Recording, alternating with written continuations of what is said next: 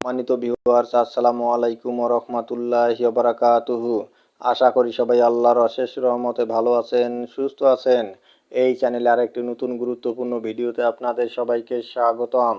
আজকে আমরা করব দেশের সব সরকারি চাকরিজীবীদের জন্য জরুরি বার্তা। বিস্তারিত থাকছে ভিডিওতে।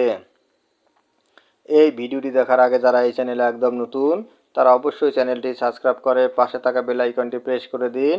আর যারা ইতিমধ্যে সাবস্ক্রাইব করেছেন তাদেরকে জানাই অসংখ্য ধন্যবাদ। দেশের সব সরকারি চাকরিজীবীদের জন্য জরুরি বার্তা।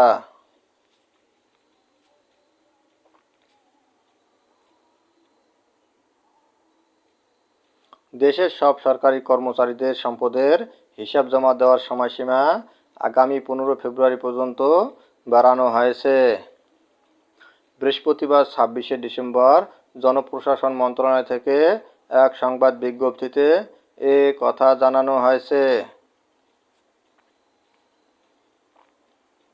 এতে বলা হয়েছে, সরকারি কর্মচারীদের সম্পদ বিবরণী তথ্য সিলগালাকৃত খামে কর্তৃপক্ষ বরাবর দাখিলের সময়সীমা 15 ফেব্রুয়ারি পর্যন্ত বাড়ানো হলো। অন্তর্বর্তী সরকার দায়িত্ব নেওয়ার পর দুর্নীতির লাগাম টানতে সরকারি কর্মচারী আচরণ বিধিমালা 1979, যা 2002-এ সংশোধনী এনে 15 লাখ কর্মচারীকে সম্পদের হিসাব জমা দেওয়ার বাধ্যবাধকতা নিয়ে আসা হয়।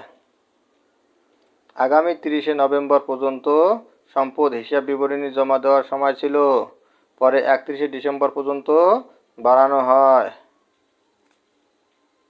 ধন্যবাদ জানিয়ে বিদায় নেওয়ার আগে আবারও অনুরোধ জানাই, যদি ভিডিওটি ভালো লাগে এবং সর্বশেষ শিক্ষামূলক আপডেট ভিডিও পেতে চান তাহলে অবশ্যই চ্যানেলটি সাবস্ক্রাইব করুন।